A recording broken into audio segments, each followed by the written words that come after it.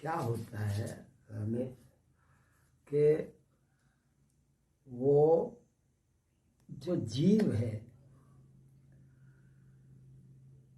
इस जगत में प्राणी हैं और पदार्थ हैं जी।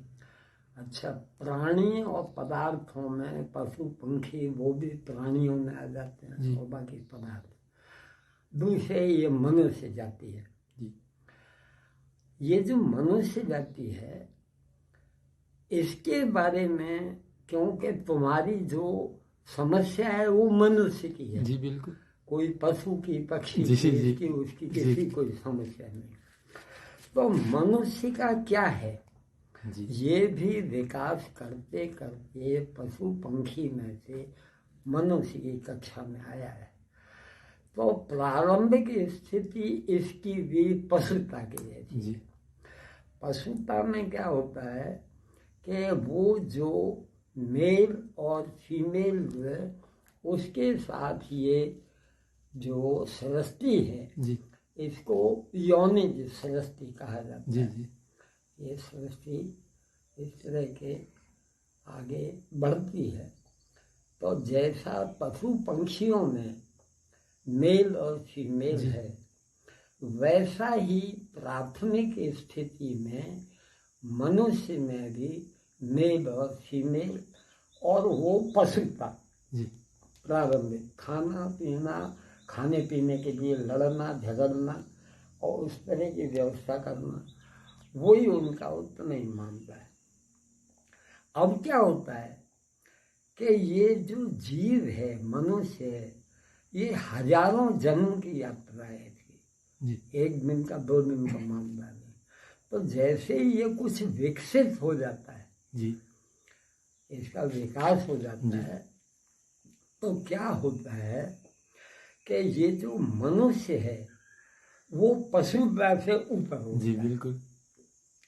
पशुता से जब ऊपर उठता है तो इसके लिए 2 संभावना पैदा होती है जी। ये जो मनुष्य है वो मेल है और फीमेल है जी। मेल और फीमेल के रूप में वहाँ जहाँ तक है वहाँ तक पसरता है। जी जी जी। किंतु जब ये ऊपर उठता है और विकास होता है तो इसका नेगेटिव और पॉजिटिव दोनों विकास होते हैं। जी जी बिल्कुल। इसका क्या होता है कि या तो ये शैतान बनता है, जी बिल्कुल, बात को समझ, और या ये भगवान बनता है।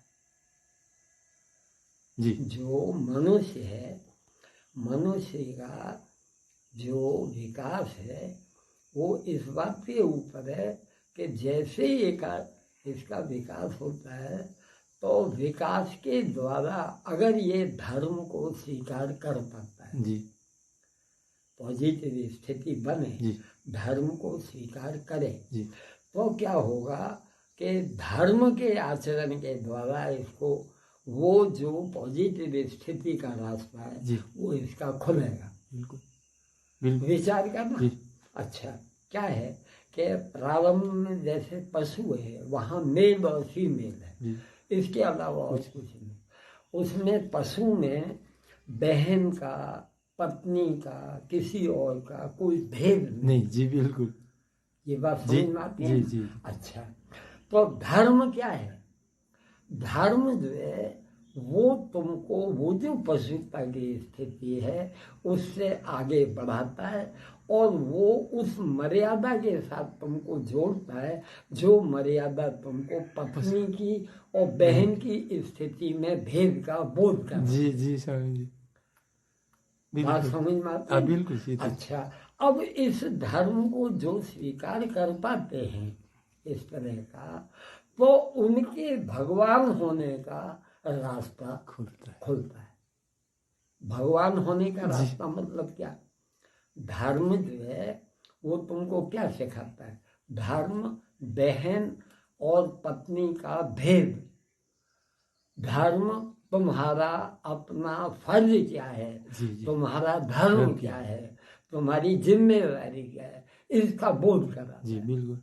व्यवहार में जो तुम्हारा व्यवहार है मनुष्य जन्म का जो व्यवहार चल रहा है, जिस व्यवहारिक सत्ता में तुम जी रहे जी। हो, इसी में तुम्हारा वो हो रहा है। जी। तो इसका जो बोध कराता है वो धर्म धर्म है। है। बिल्कुल। ये बात समझ में आती जी। है ना? अच्छा, अब सवाल ये उठता है कि भगवान होने का वो जो रास्ता, वो कोई धर्म भगवान नहीं बना देता। जी जी व्यवहारिक सत्ता में जो भान करा देता है वो धर्म है। जी किंतु जो आपके जो है भीतर गहराई में एक सत्ता है, जी एक ही सत्ता है, दूसरा और कहीं कुछ है ही नहीं, उसका जो बोध कराता है वो धर्म के आगे जो आध्यात्म है जी वो उसका बोध कराता है। जी जो आध्यात्म है, जी आध्यात्म और कुछ नहीं। जी ये जितने भी रिचुअल्स हैं और सब कुछ है और दूसरी चीजें हैं, वो सब ज्यादातर जो है आपके धर्म की सीमा तक जी जी फैले हुए। बिल्कुल। किंतु धर्म की सीमा के बाहर जब बात आगे चलती है और ये जो है भान होने लगता है कि भाई मेल मेल कुछ नहीं है, फीमेल फीमेल कुछ नहीं, बहन बहन, पत्नी पत्नी, वो न बहन है, न पत्नी है, न भाई है, न बंधु है, न कुटुंब है, न कबीला है, केवल एक शुद्ध चैतन्य की सत्ता है। चैतन्य की सत्ता की सब और कहीं कुछ नहीं है। इस शुद्ध चैतन्य की सत्ता के द्वार जो खोलता है वो आध्यात्म। जी जी बहुत बड़ा फेक है। ये बात समझ। अच्छा, अब वो जो शुद्ध चैतन्य सत्ता है उसके बारे में क्या है जो समझने की बात है कि जो केवल एक है, अस्तित्व है, जो केवल एक और अस्तित्व है वो शुद्ध चैतन्य है। जी और ये जो आपका सीमित चैतन्य है, ये जो सीमित चैतन्य है प्राणी के साथ चैतन्य तो वही है, किंतु इसकी जो सीमित स्थिति है वो आपको बांधे हुए है और वो आपको व्यवहार में उसमें उस सर्वव्यापी चैतन्य का भान नहीं होने देती। जी जो विचार करने की बात है कि ये जो आपका सीमित चैतन्य है, ये सीमित चैतन्य आपको व्यवहार के साथ जोड़े रहता है। ये जो धर्म है ये अगर केंद्र में आ जाता है, भान रहता है, सीमा का मर्यादा का बोध रहता है, तो एक जो है नैतिकता, सद्भाव, थोड़े सत्वगुण के गुणों का द्वार खुलना शुरू हो जाता है। किंतु सत्वगुण के गुणों का चरम विकास वो एक तत्व की सत्ता के साथ जुड़ा हुआ। जी जी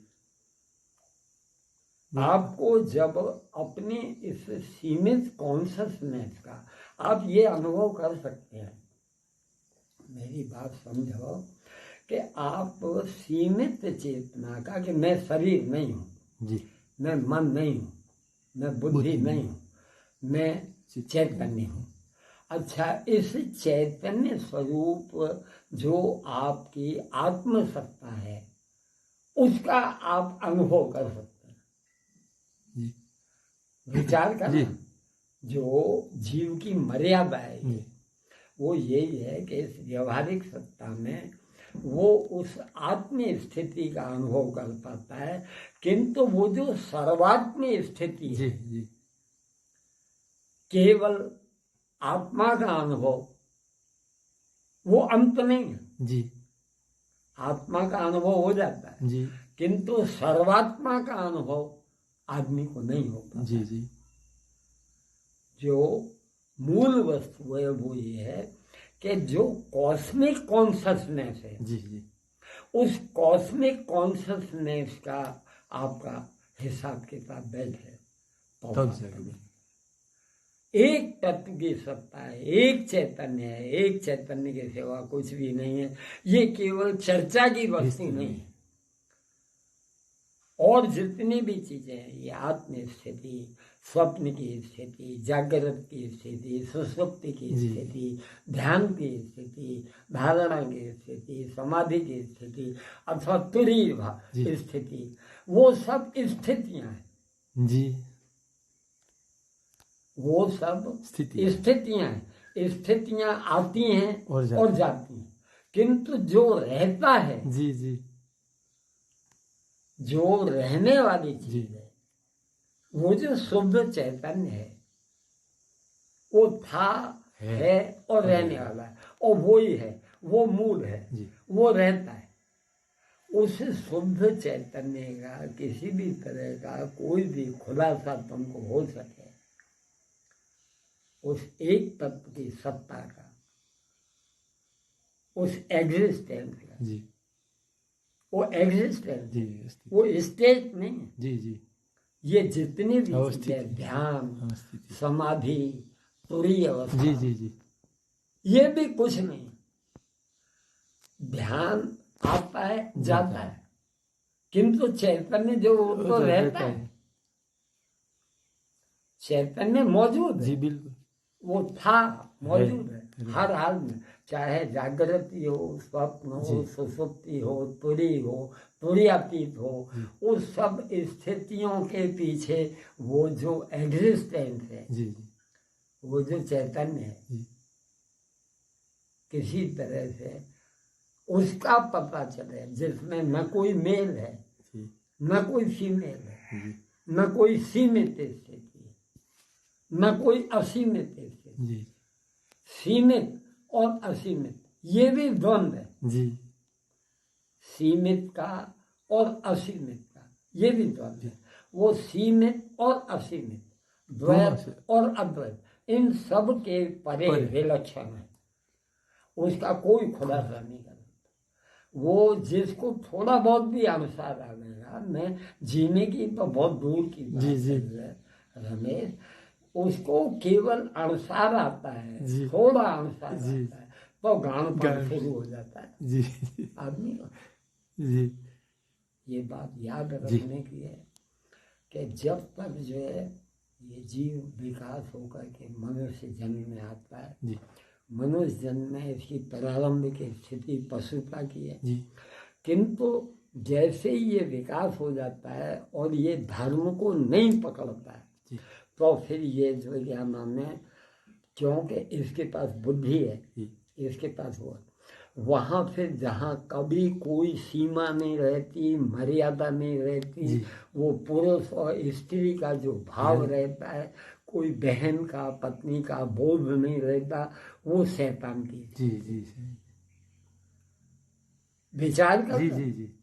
आदमी के पास ये संभावना है कि वो या तो शैतान बनता है और या भगवान बनता है। बीच में व्यवहारिक प्राणी है, चरम विकास की जो पॉजिटिव स्थिति है वो उसकी भगवान की स्थिति, और जो नेगेटिव स्थिति वो शैतान की स्थिति। किंतु बीच में ये जो व्यवहारिक स्थिति है, सीमा है, मर्यादा है, सीमा और मर्यादा को और धर्म को पकड़ करके जो वो आगे चल पाता है, उसमें से उसको रास्ता मिलता है। और इस धर्म के पालन के द्वारा, धर्म की सीमा और मर्यादा के द्वारा वो उस एक तत्व की सत्ता जो सुपर कॉन्शियसनेस है, कॉस्मिक कॉन्शियसनेस है, उसके दरवाजे खोल पाता है। किंतु ये बात कौन समझा? कोई सुनने को तैयार नहीं है। किसी को ये अच्छा ही नहीं, मोटी मोटी बात